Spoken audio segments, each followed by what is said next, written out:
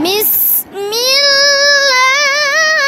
الرحمن الرحيم.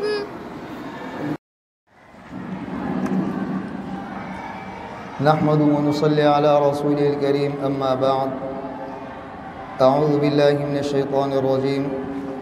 بسم الله الرحمن الرحيم. الحمد لله رب العالمين الرحمن الرحيم مالك يوم الدين.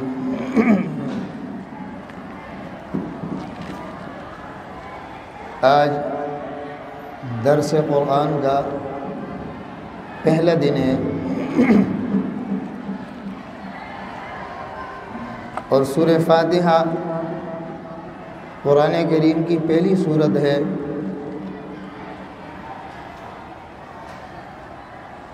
اللہ رب العزت نے قرآن کریم شروع کرنے میں بسم اللہ الرحمن الرحیم نازل فرمایا ہے. بسم اللہ الرحمن الرحیم اس میں اللہ رب العزت نے اپنے 3 نام ذکر فرمائے ہیں. پہلا نام لفظ اللہ ہے جو اللہ رب العزت کا ذاتی نام ہے. اس کے بعد الرحمن ہے جو اللہ رب العزت کا صفت ہے. اس کے بعد الرحیم ہے، یہ بھی اللہ رب العزت کا صفت ہے. یہ تینوں نام اللہ رب العزت کے ہیں.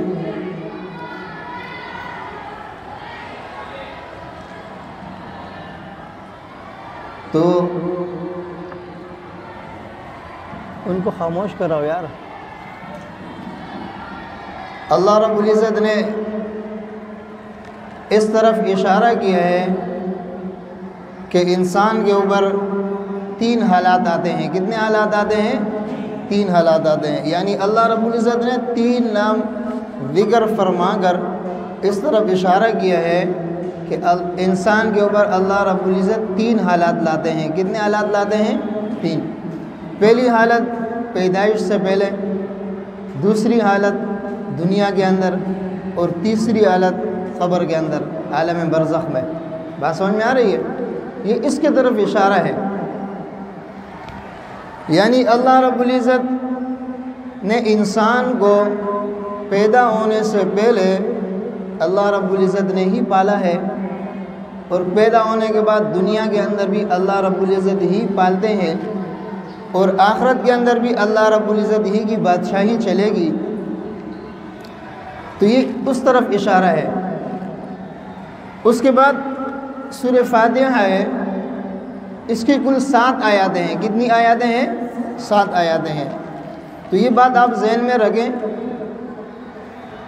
کہ 7 آیاتیں کس طرح ہیں. امام ابو حنیفہ رحمۃ اللہ علیہ کے نزدیک 7 من المثانی جو قرآن کریم میں آیات آئی ہے ربع ماہ کے اندر، اس سے الحمد سے لے کے وللضالین تک 7 آیاتیں ہیں. الحمد سے لے کے وللضالین تک 7 آیاتیں ہیں. امام شافعی رحمۃ اللہ علیہ کے نزدیک اور امام احمد بن حنبل رحمۃ اللہ علیہ کے نزدیک بسم اللہ الگ آیات ہیں، اور سورہ فاتحہ الحمدللہ سے لے کے وللضالین تک 6 آیاتیں ہیں. بات سمجھ میں آ رہی ہے؟ ان کے نزدیک 6 آیاتیں، مطلب 6 آیاتیں یہ ہیں اور ایک بسم اللہ ہے. یعنی 7 آیاتیں جو شمار کرتے ہیں وہ بسم اللہ کے ساتھ وہ 7 آیاتیں شمار کرتے ہیں، اور احناف کے نزدیک بسم اللہ کے بغیر 7 آیاتیں ہیں. بات سمجھ میں آ رہی ہے؟ یعنی ان کے نزدیک بسم اللہ جو ہے ہر سورت کا جز ہے، اور امام احناف کے نزدیک جو ہے وہ بسم اللہ صرف قرآن کریم کا جز ہے، ہر سورت کا جز نہیں ہے. بات سمجھ میں آ رہی ہے؟ یعنی ہر سورت کے شروع میں پڑھنا بسم اللہ احناف کے نزدیک ضروری نہیں ہے، اور امام شافعی رحمۃ اللہ علیہ اور امام احمد بن حنبل رحمۃ اللہ کے نزدیک ہر سورت کے شروع میں بسم اللہ پڑھنا ضروری ہے. لیکن یہاں پہ ایک بات میں آپ کو اور بتاؤں گا. جو روایت ہم پڑھتے ہیں روایت حفص قراءت امام عاصم، تو روایتاً اور قراءتاً ہر سورت کے شروع میں بسم اللہ پڑھی جائے گی. ہر سورت کے شروع میں بسم اللہ پڑھی جائے گی. تو اس میں پھر ہم نے یہ تطبیق کی ہے کہ تراویح کے اندر جس طرح حافظ صاحب جو ہیں بسم اللہ ہر صورت کے شروع میں پڑھیں گے، لیکن بآواز بلند ایک صورت میں پڑھیں، باقی تمام صورتوں میں آواز سے نہ پڑھیں، باقی تمام صورتوں میں آواز سے نہ پڑھیں۔ تو اس میں امام ابو حنیفہ رحمۃ اللہ علیہ کے مسلک پر بھی عمل ہو جاتا ہے، اور دوسری بات یہ ہے کہ اس پہ جو ہے نا کیا نام ہے روایت اور قرات پر بھی عمل ہو جاتا ہے، روایت اور قرات پر بھی عمل ہو جاتا ہے۔ بعض لوگ کہتے ہیں کہ تراویح کے اندر صرف بسم اللہ ایک صورت کے شروع میں پڑھیں، باقی نہیں پڑھیں، تو وہ درست نہیں ہے۔ اس لیے درست نہیں ہے، امام ابو حنیفہ رحمۃ اللہ علیہ کے مسلک کے مطابق تو صحیح ہے، لیکن جو روایت ہم پڑھتے ہیں، روایت حفص، جو قرات ہیں، قرات امام عاصم کی، ان کے نزدیک ہر صورت کے شروع میں بسم اللہ پڑھنا ضروری ہے۔ تو روایتاً بسم اللہ پڑھنا ضروری ہے، اور احناف کے نزدیک ہر صورت میں بسم اللہ پڑھنا ضروری نہیں ہے۔ تو اس وجہ سے یہاں پر جو ہے نا تراویح کے اندر بآواز بلند ایک صورت میں بسم اللہ پڑھیں گے، باقی صورتوں میں پڑھیں گے لیکن آواز کے ساتھ نہیں پڑھیں گے۔ بات سمجھ میں آ رہی ہے؟ یہ ایک مسئلہ آپ کے سامنے آیا۔ تو سورہ فاتحہ کی کل کتنی آیاتیں ہیں؟ 7 آیاتیں ہیں، یعنی صراط الذین انعمت علیہم، صراط الذین انعمت علیہم، یہاں پر آیت ہے۔ یہاں پر کیا ہے؟ احناف کے نزدیک ادھر آیت ہے، احناف کے نزدیک ادھر کیا ہے؟ آیت ہے، اور شوافع کے نزدیک اور حنابلہ کے نزدیک یہاں پر آیت نہیں ہے۔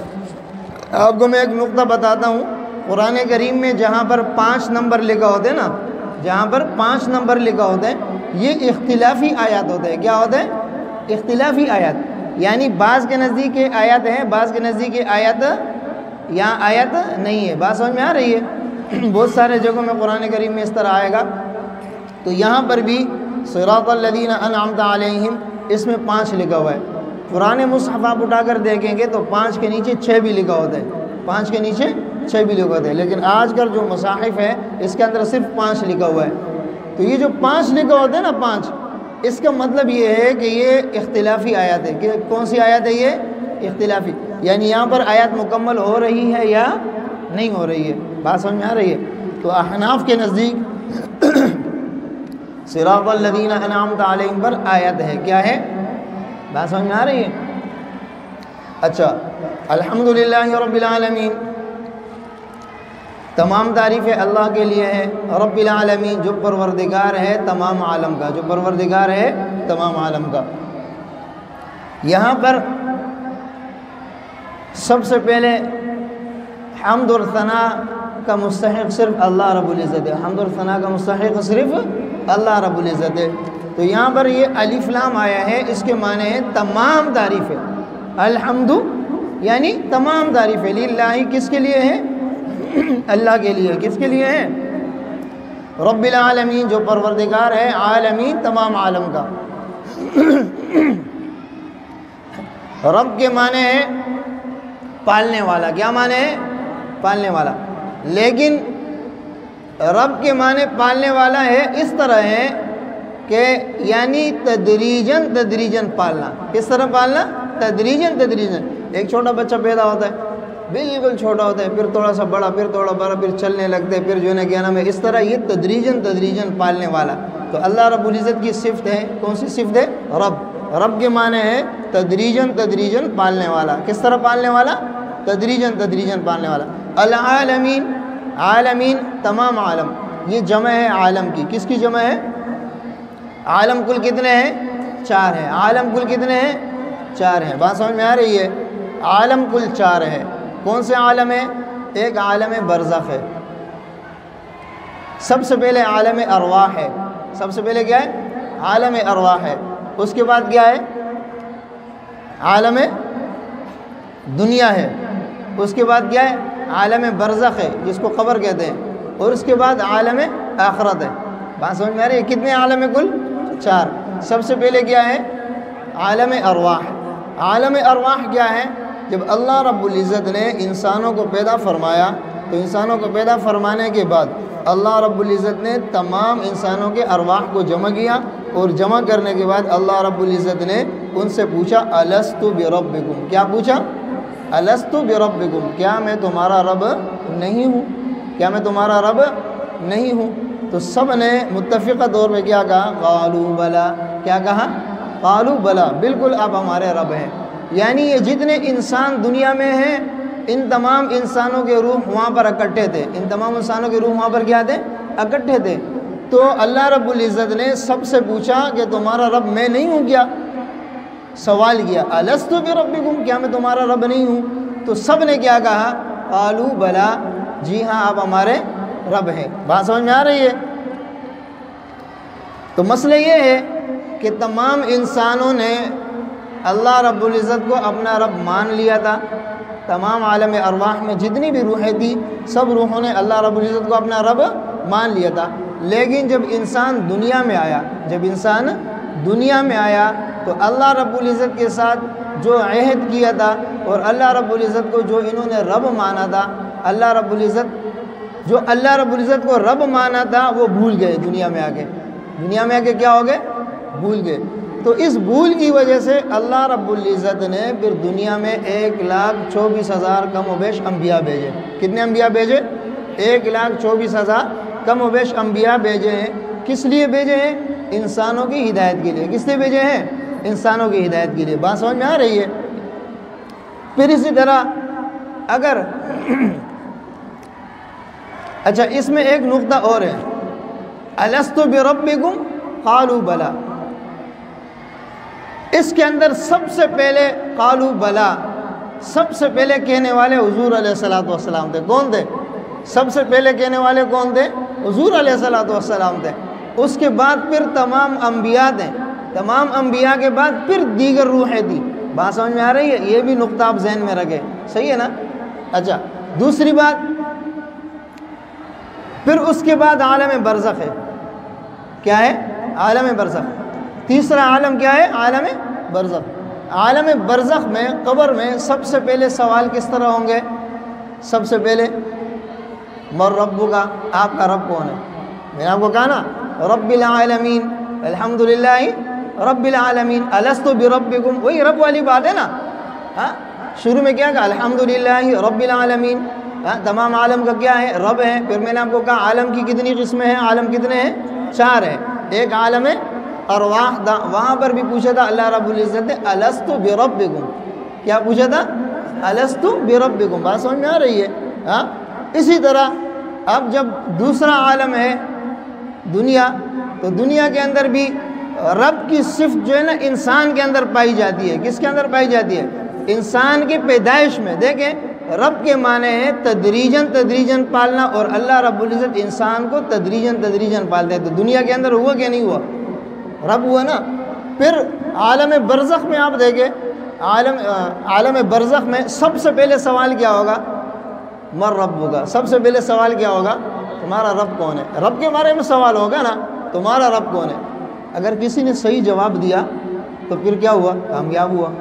دوسری بات، دوسرا کیا ہے؟ من نبیک، تمہارا نبی کون ہے؟ کسی نے اگر صحیح جواب دیا محمد الرسول اللہ صلی اللہ علیہ وسلم تو وہ بھی کامیاب ہوا. من دینک، تمہارا دین کیا ہے؟ تو دین اللہ رب العزت کے نزدیک ان الدین عند اللہ الاسلام. کیا ہے؟ ان الدین عند اللہ الاسلام. تو دین کیا ہے؟ اسلام ہے.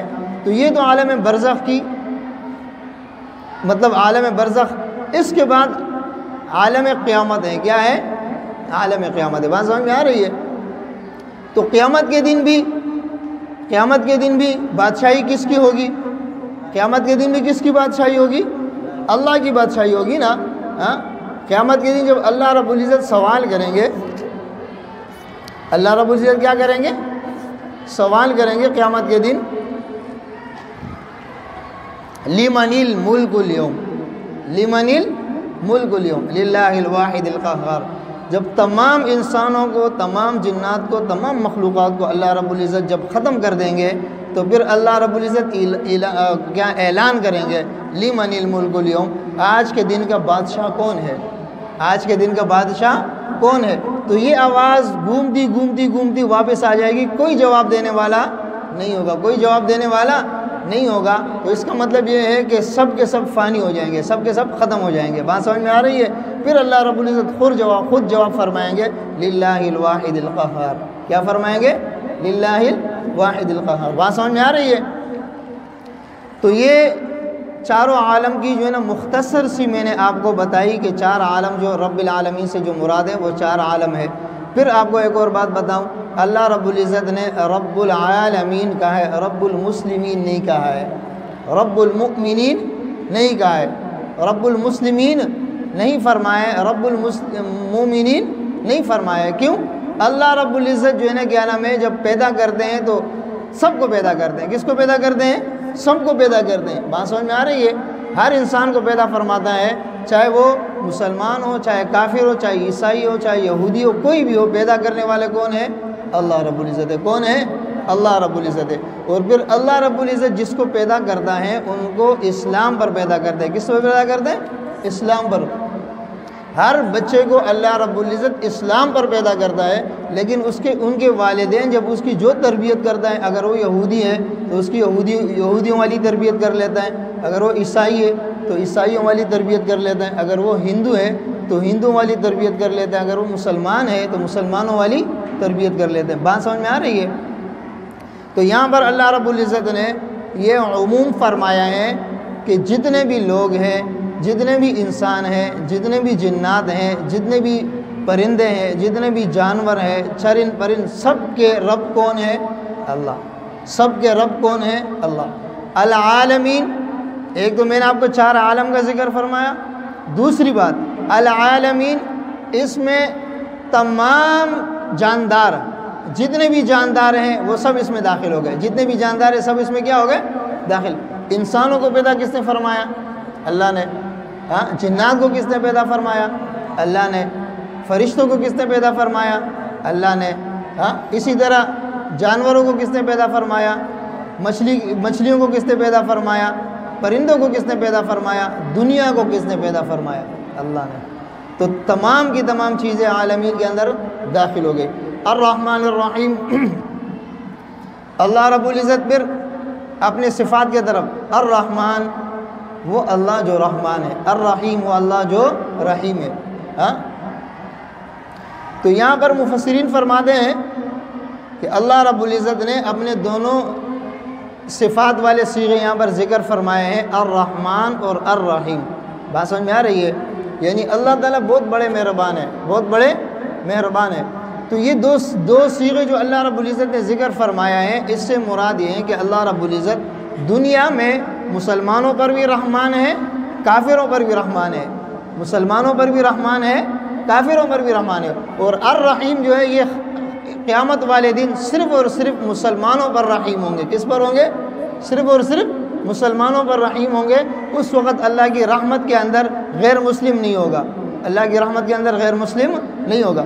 دنیا میں اللہ رب العزت نے مسلم غیر مسلم سب کو اپنی رحمت میں ڈالے ہیں، سب کو اپنی رحمت میں ڈالے ہیں۔ تو الرحمن کے معنی یہ ہے، اور الرحیم کے معنی کیا ہے کہ اللہ رب العزت جو ہے قیامت والے دن اور قیامت کے بعد جتنی بھی زندگی ہے وہاں پر صرف اور صرف فرما برداروں اور مسلمانوں پر کیا ہوں گے؟ رحیم ہوں گے۔ بات سمجھ میں آ رہی ہے؟ آگے ایاک نعبد و ایاک نستعین، یہاں پر اللہ رب العزت کی جو ہے نا کیا نام ہے، یہ جو دو آیاتیں ہم نے پڑھی، الحمدللہ رب العالمین الرحمن الرحیم، ان دو آیاتوں میں اللہ رب العزت کی تعریف بیان کی گئی ہے۔ کس کی تعریف بیان کی گئی ہے؟ اللہ رب العزت کی۔ اس کے بعد مالک یوم الدین، یہ بھی اللہ رب العزت کی صفت ہے۔ قیامت والے دن جو ہے نا کیا نام ہے، قیامت والے دن کا مالک کون ہے؟ اللہ ہے۔ اس کے بعد ایاک نعبد و ایاک نستعین، ایاک نعبد و ایاک نستعین اہدنا الصراط المستقیم۔ ایاک نعبد و ایاک نستعین یہ بندے اور اللہ کے درمیان ہے۔ کس کے درمیان ہے؟ اس کے بعد اہدنا الصراط المستقیم سے ولا الضالین تک یہ پھر بندے کے لیے ہے۔ کس کے لیے ہے؟ بندہ اللہ رب العزت سے جو دعا مانگتا ہے، یہ آیات ان کے لیے ہیں۔ بات سمجھ میں آ رہی ہے؟ یعنی شروع میں اللہ رب العزت کی تعریف بیان کی گئی ہے، اس کے بعد آیات کے اندر جو ہے نا انسان اور بندے، اللہ رب العزت اور بندے کے درمیان، صحیح ہے، یہ آیات دونوں کے درمیان ہے، مشترک ہیں۔ اور اس کے بعد اہدنا الصراط المستقیم سے ولا الضالین تک جو ہے نا یہ اللہ رب، یہ انسانوں کے لیے۔ کس کے لیے؟ یعنی اللہ رب العزت نے انسانوں کے لیے کہ انسان اللہ رب العزت سے دعا مانگے تو دعا کس طرح مانگے، دعا کا طریقہ بھی اللہ رب العزت نے بیان فرمایا ہے، اہدنا الصراط المستقیم، سیدھے راستے کی دعا مانگے کہ اللہ رب العزت ہمیں سیدھے راستے پر چلا۔ کس پر چلا؟ صراط الذین، مختصر کرتا ہوں ٹائم کم ہے، صراط الذین، راستہ ان لوگوں کا انعمت علیہم، اے اللہ آپ نے جن پر انعام فرمایا۔